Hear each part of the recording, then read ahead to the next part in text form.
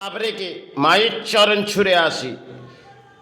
খেত আমরা ভাবি মা আমায় দেখছে, খেত তিনি নিশ্চয়ই দেখছে আপনার কতটা আত্মাবৃদ্ধির মাঝে পাপটা আপনি সমাজে করছেন, সেটার হিসেব একদিন আপনাকে দেয়াবেই।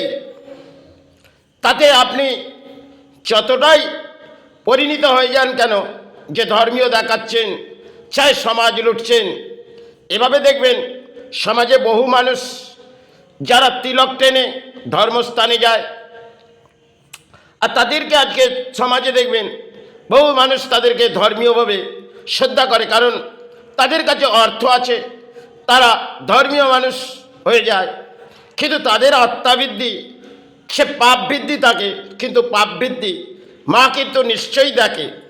যখন তার পাপের হিসেব তিনি করবে তখন তিনি কিনারা পাবে না, কেন তিনি এটা বোঝেন না যে আত্মায় যতটা পাপ নিয়ে আমি হয়তো লড়াই করলাম কর্মের পেছনে আর চাই ধর্মের পেছনে, সেখানে আমাদের সমাজের বহু মানুষ ভাবে আমি হয়তো সেবাও করে নিলাম, মা তো আমাকে ক্ষমা করে দিলেন, কেন অর্থ লুটে এলাম আর সেখান থেকে অর্থ নিয়ে এসে আমার হয়তো সঞ্চয় হলেন।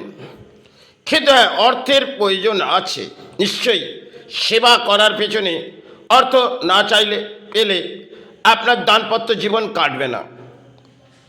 কিন্তু সমাজে দেখবেন বহু মানুষ পুজো পাঠের পেছনে লড়াই আজকের সমাজে বাংলায় হয়, কেন যখনই সেবা আসে তখনই আবির্ভাব করতে চলে যায়, যখন সেবাটি সালগিরা উৎসব হয়ে যায়, এগুলো দেখবেন যখন এক একটা সেবা আসে পরেই মায়ের আশেপাশে চলে যায়, কেন একটা বস্ত্র পরে তারা ধর্মীয় মানুষ হয়ে চলে যায়, আর সেখানে গিয়ে একটু যজ্ঞ একটু হোম করে সোয়া করে হয়তো মাতৃ ধর্ম ডেকে যায়, কিন্তু অর্থের লোভ লালসায় হয়তো আজকে ধর্ম। আর কিছু মানুষ আছে দেখবেন যারা পুজো পাঠ করছেন আর পুজো পাঠ করেই চিন্তা ভাবনার মাঝে আসছে সে কাল সমাজ কীভাবে লুটবো, কারণ আজকের পুজো পাঠটা অর্থ পেয়েছি, হয়তো কোনো স্থানে দান দিলাম আর সেখানে গিয়ে মায়ের চরণ ছুঁয়ে এলাম, মা আমাকে সাহারা করে দিয়েছে। যতটা পাপ করেছি এই কলিযুগের পাপ মা নিয়ে নিয়েছে, কারণ এগুলো দেখবেন সমাজের বহু মানুষ আজকে দেখবেন তারাপীঠ স্থান থেকে আরম্ভ করে বহু স্থান, কালীঘাট স্থান, এখানে তো অর্থ চলছে, আর তারাপীঠ স্থানও অর্থ চলছে, কারণ তারাও বুঝে উঠেছে এই সমাজের মানুষ আমাদের দান ভিত্তি দেবে পুরোহিতগুলো, আর সেই দান নিয়ে আমাদের জীবনযাত্রা কাটবে। এগুলো তারাপীঠ এবং দক্ষিণাস্থান আরও যদি বহু স্থানকে ভারতবর্ষের মাঝে আছি, তারা কিন্তু একটি ব্যবসা খুলে ফেলেছে ধর্মের মাঝে, আর যারা অর্থটা দান দিচ্ছে তারাও সমাজ লুটেই দান দিচ্ছে। কারণ মায়ের কাছে যাচ্ছে, মা আজ তোর চরণে এসেছি, মা কাল যেন অধিক অঙ্কের দান আছে, মা সেটা তাকে দিচ্ছেন। একটা সময় তার কড়ি গণে হিসেব করবে, সেটা তিনি জানেন না। যখন তিনি হিসেব করবে সেই হিসেবের অঙ্কের খাতা কিন্তু তার কাছেই আছে, আপনার কাছে কোনো অঙ্কের লেখা আপনি ওড়াচ্ছেন, আর সমাজ থেকে হয়তো গরিব মধ্যবিত্ত থেকে আপনি অর্থ সঞ্চয় করছেন। আজকে দেখবেন কোটিপতিগুলো তারা দেখবেন মাঝে মাঝে ধর্ম ডাকে, কেন ধর্মটা তাদের কাছে প্রয়োজন আছে, কারণ ধর্ম ডেকে তারা পথে যাবে আর সেখান থেকে অর্থ সঞ্চয় হবে, কেন বসস্থানে থেকে তো অর্থ আসবে না, তাই তাদেরকে অসৎ বলি চালিয়ে অর্থ সঞ্চয় করতে হবে, তারা এটা করে যায়। একটি যদি সাদা বস্ত্র পরে নেওয়া যায় পরম ধর্মীয় হয়ে যাবে, কারণ পরম ধর্মীয় আজকে দেখবেন কলিযুগের একটি আপনি গায়ে বস্ত্র ধারণ করেন, পুরোহিত দেখবেন যখন সময় আছে একটি বস্ত্র ধারণ করেন, কারণ আর কিছু আছে ডিগ্রি নিয়ে লড়াই হয়, এগুলো দেখবেন সমাজে অধিক। আর তন্ত্রও একটা জায়গায় নেমে গেছে, হয়তো দীক্ষাটা একটা সময় আমাদের গুরুরা দিতেন, সেটা দানপত্র জীবনে আমরা গুরুরা দিতেন যে শিষ্য যাতে আমার সম্মান রক্ষা করতে পারে, এটা গুরুরা ব্যাখ্যা দিতেন, তাই সেইভাবেই গুরুরা একটা কানে বীজমন্ত্র দিতেন। আজকে যেটা দেখবেন গরুরাও সেই পর্যায়ে নেমে পড়েছে, কারণ দীক্ষাটা দিচ্ছে, আর দীক্ষাটা দেওয়ার সাথে চিন্তা করছে সন্তান যাতে মা অর্থ পায়, এই আশীর্বাদ করলাম, এটা গুরুরা করে যাচ্ছেন। তাই কলিযুগের একটা খেলা হয়তো আমরা দেখছি, যেটা ধর্ম টাকা, এটা একটা ব্যবসার মাঝে পরিণত হয়ে গেছে। আর কলিযুগে দেখবেন হয়তো এটা শুদ্ধের যুগ চালু হয়ে গেছে, এবং যতক্ষণ থেকে শুদ্ধের যুগ চালু হয়ে গেছে হয়তো ব্রাহ্মণকে আমরা পথে দেখছি, কারণ আজকে পুজো পাঠগুলো দোকানে হয়, বসস্থানে কমে গেছে। একটা সময় বাড়িতে গীতা পাঠ হতেন, সেটা সময় হারিয়ে ফেলেছে। একটা সময় বেদ ভগবত নিয়ে বৃদ্ধ মানুষরা পড়ালেখা করতেন। আজকে দেখবেন নেটের মাঝে কিছু দেখে, হয়তো কেন বয়স হয়ে গেছে তাদের জীবনে, দানপত্র জীবনে একটা সময় বই ঘাঁটতেন, লাইব্রেরি থেকে কিছু বই এনে দেখতেন, ধর্মীয় বইগুলো দেখতেন, আর কিছু দানপত্র জীবনের বইগুলো তারা দেখতেন, সেতে কি লজিক আছে। আজকে সে সমস্ত হারিয়ে গেছে। রাজনীতি দেখে, কারণ রাজনীতি এখন পরম ধর্ম এসে গেছে, সেখানে মানুষ যুক্ত হয়েছে। আর একটা সময় যারা ব্যাখ্যা দিয়ে গেলেন, সে ধর্মের আশ্রয় নাও, এটা তারা বলেছিলেন। কিন্তু আজকে দেখবেন ধর্মের আশ্রয় নয়, অধর্মের আশ্রয়। এই কলিযুগের বিনাশ হয়তো আসবেই, তা আমি থাকি না থাকি, কিন্তু একটা বিনাশের ভয়ঙ্কর পথ আসবে। তাতে জানি না বাংলা কোথায় কিনারা পাবে, আর ভারত কোথায় কিনারা পাবে। কেন কলিযুগে আমরা পাপ ভিত্তি নিয়ে হয়তো সমাজে লড়াই করছি, আর তাতে মনে করছি আমরা সফল পেয়ে যাচ্ছি। সেই সফল পেতে পেতে একটা সময় দেখবেন আপনি বহু উঁচে মহলে চলে গেলেন, বহু অট্টালিকা বানালেন, কিন্তু দানপত্র জীবনে আপনার হাতে বহু অর্থ হলেও, আর সেই অর্থ আপনার হাতে অধিক ভরে যাচ্ছে, ঘরে রাখার জায়গা নেই। প্রকৃতির এমন একটা ঝড় বইবে, সে ঝড়ে কতখানি ধ্বংস হয়ে যাবে পৃথিবী তা কেউ জানে না। কিন্তু ধ্বংসের পথ একটা সময় আছে, কিন্তু বিনাশের পথটা যেন এগিয়ে আসছে, বিনাশের পথটা এগিয়ে আসছে। ভারতবর্ষ কেন ব্রহ্মাণ্ডের মাঝে বিনাশের পথ, এই বিনাশের পথ থেকে কেউ রক্ষা করতে পারবে না। কারণ সাধনা করা বাংলার মাঝে এটা যায় না। কেন বাংলার মাঝে সাধনা করলে তাকে দুঃখ দারিদ্রতাই বাংলায় কাটাতে হবে, আর বাংলার মাঝে অর্থ ছাড়া তো সেবা চলে না। আর সেখানে বাংলা জেগে যদি বসে, নেতারা ধর্মটাকে, কেন যখন পুজো পাঠ আসে নেতারা কিছু দান দিয়ে একটা গায়ত্রী মন্ত্র, যেটা পুরনো সময় তারা দিয়ে গেলেন, সেটা আজকে আবির্ভাব হয়। আর পুরোহিত গিয়ে কিছু পুজো পাঠ করে আসে, তাদেরও কিছু সঞ্চয় হয়।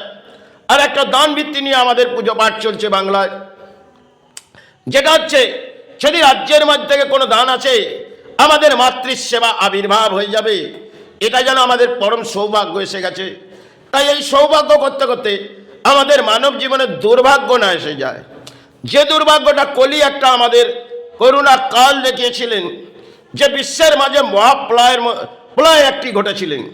সেই মহাপ্রলয় এখনো প্রকৃতিতে আসেনি, তবে একটি প্রলয় হয়তো করুণা কাল আমরা দেখেছি, মহাপ্রলয় দেখিনি।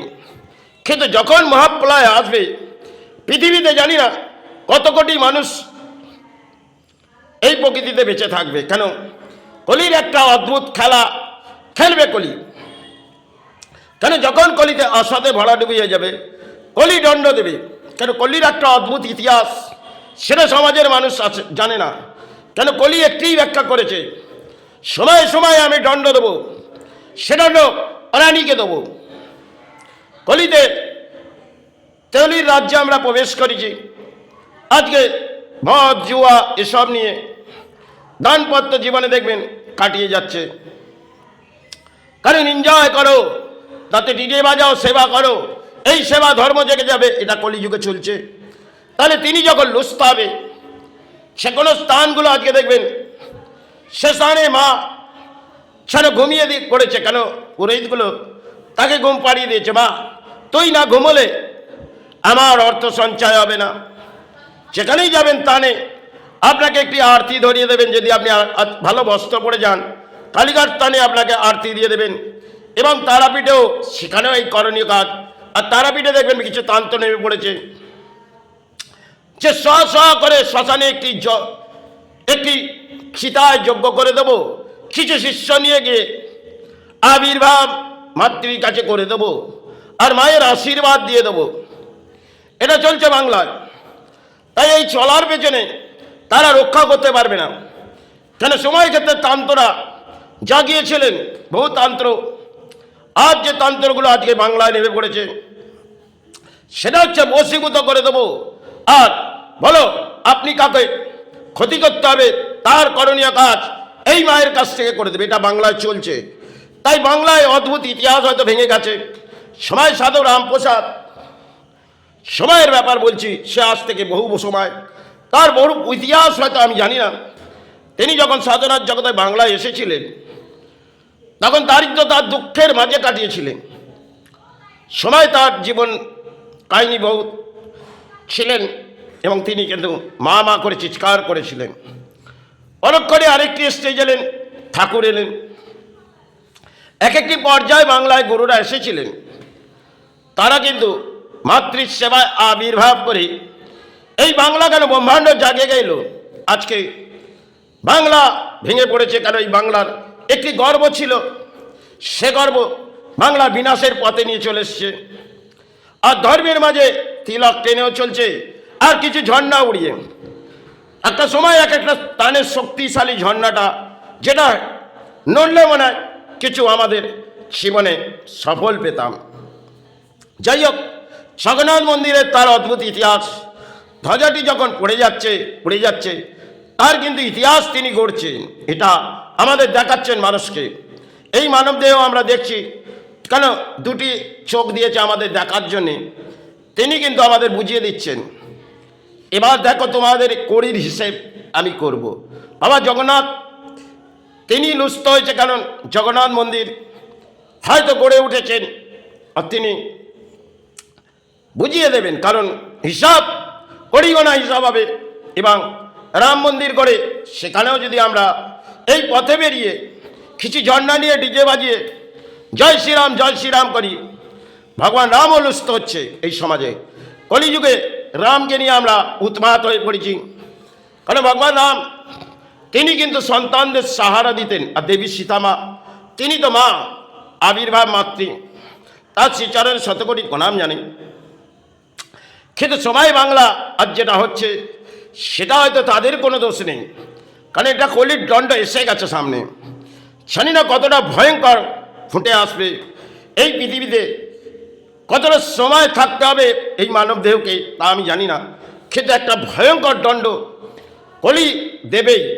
কেন এই সমাজের মানুষ যে উন্মাদ হয়ে পড়েছে তাদের কলি কিন্তু বুঝিয়ে দেবে।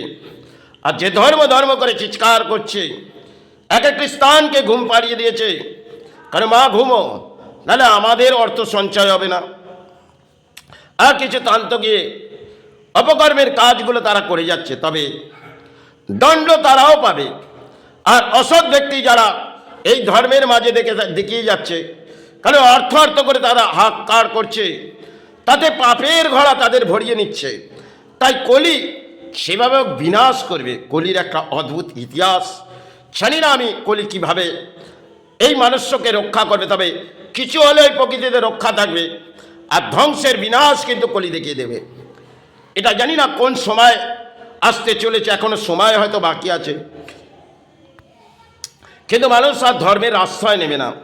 কেন এনজয়ের মাঝে জীবনযাত্রা আর ধর্ম ছাড়ো, যদি পথে বেরিয়ে রাজনীতির চর্চা করো তাতে দানপত্র জীবনে, আর পথে বেরিয়ে অসৎ কর্ম করলে আমাদের দানপত্র জীবন কেটে যাবে, উঁচু মহলে চলে যাব, এনজয় করব, এটা আমাদের দানপত্র জীবনে। যাই হোক, এটা হয়তো কলি জানি না কি খেলাতে চাইছে, তবে কলির ইতিহাস যা ব্যাখ্যা দিচ্ছে সেটা সাথে কলির এই দণ্ড না দেয়, কিন্তু কলির দণ্ড কলি তাকে দেবেই, এবং সমাজকে কলি একটি ভয়ঙ্কর দণ্ড দেবে, কারণ এই দণ্ড সারা ব্রহ্মাণ্ডর মাঝে ছড়িয়ে পড়বে। যাই হোক, এটা কামনা করি, হয়তো আজ আমি বেঁচে আছি, আমারও সন্তান পরিবার আছে, তাই এটা আমি মাতৃর কাছে কামনা করি, সাথে সমাজ এই দণ্ডটা না পায়। কিন্তু প্রকৃতির খেলায় সবাই আমরা খেলতে এসেছি, হয়তো হার জিতের ময়দান, এখানে লড়াই করতে এসেছি, এ লড়াইয়ে সফল হই চাই বিফল, এটা আমাদের কর্ম। তাই যাই হোক, এটা কলির অংশের খেলা, জানি না কি কলি খেলাবে, তবুও মাকে জানাই যাতে প্রাণী রক্ষা করো, কিন্তু করার কোনো উপায় নেই। জয় গুরু, জয় মা।